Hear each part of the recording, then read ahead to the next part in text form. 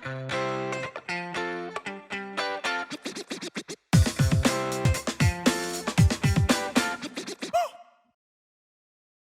Sang Mates, kenalin nama aku Dio. Di sini aku adalah salah satu mentor dari CV Class yang akan ngejawab 2 pertanyaan yang sudah masuk tapi kemarin belum sempat dijawab. Oke, jadi pertanyaan yang pertama datang dari Reski Saputra. Di sini Reski bertanya, Kak, jika aku memiliki banyak pengalaman dan aku ingin membuat CV yang lebih ke filter, kira-kira pengalaman seperti apa yang harus dimasukin?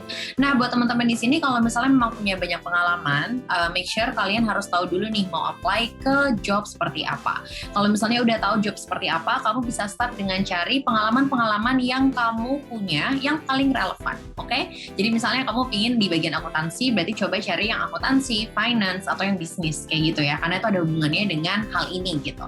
Nah, kalau misalnya nggak ada hal yang relevan sama sekali, kalian bisa masukin juga latest latest experience yang kamu punya, karena ini menunjukkan kalau kamu currently atau certainly gitu ya, lagi aktif gitu di sebuah kegiatan pastinya yang nge-generate skill dan juga pengalaman.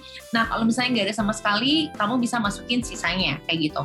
Baik itu yang kamu punya leadership position atau kamu ngatur tim, atau misalnya yang paling achieve gitu ya, atau yang kamu tuh paling punya impact gede kayak gitu. Nah, itu bisa dimasukin juga.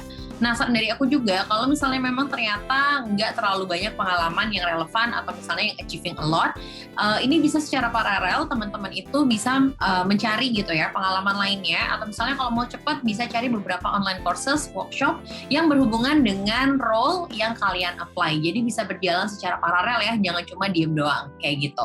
Nah, kemudian pertanyaan kedua dari Sinta Aprilia. Jadi di sini Sinta bertanya, Kak, gimana kalau misalnya nih aku itu sudah apply dan dari HR bilang kalau misalnya akan dihubungin dalam 2 minggu. Setelah 2 minggu belum ada kabar dan aku udah nge-follow up nih sampai 1 kali 2 kali. Ini rada panjang ya. Kemudian aku itu sudah mendapatkan email kalau ternyata aku gagal. Tapi kemudian 2 hari kemudian aku dihubungin lagi, katanya aku lanjut ke tahap selanjutnya. Apakah aku harus percaya? Wow, apakah harus percaya? Well, sebenarnya kalau memang ternyata yang hubungin kamu itu dari HR ataupun dari perusahaan secara resmi, then you have to believe ya. Kamu harus percaya kalau misalnya memang itu tuh dari mereka. Nah, saran dari aku, ketika kamu dihubungin, yang bisa kamu lakukan adalah kamu bisa konfirmasi lagi. Kemarin saya sudah menerima nih rejection gitu ya, tentang saya nggak lanjut. Jika saya memang dihubungin kalau saya lanjut, apakah boleh tahu ini posisi yang sama atau memang apakah ada perubahan yang ada? Karena biasanya dari sisi HR, biasanya tuh kita udah ada list orang yang mau kita hire. Tapi mungkin aja orang itu nggak nerima offernya, atau misalnya memang tahu-tahu jadi nambah posisi.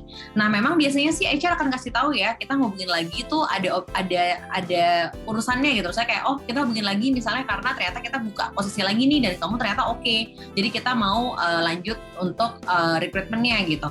Atau kadang biasanya, ada beberapa HR yang kadang tahu-tahu langsung hubungin aja dan set call. Nah, saran dari aku, kita juga harus proaktif ya sebagai kandidat. Kalau misalnya memang terjadi rejection, tapi kemudian kamu dihubungin lagi, baik itu untuk posisi yang sama ataupun enggak, kamu harus double checking ini apakah apakah memang ada pertambahan jumlah hiring atau seperti apa. Jadi nggak apa-apa kok kalau misalnya kita nanya, oke?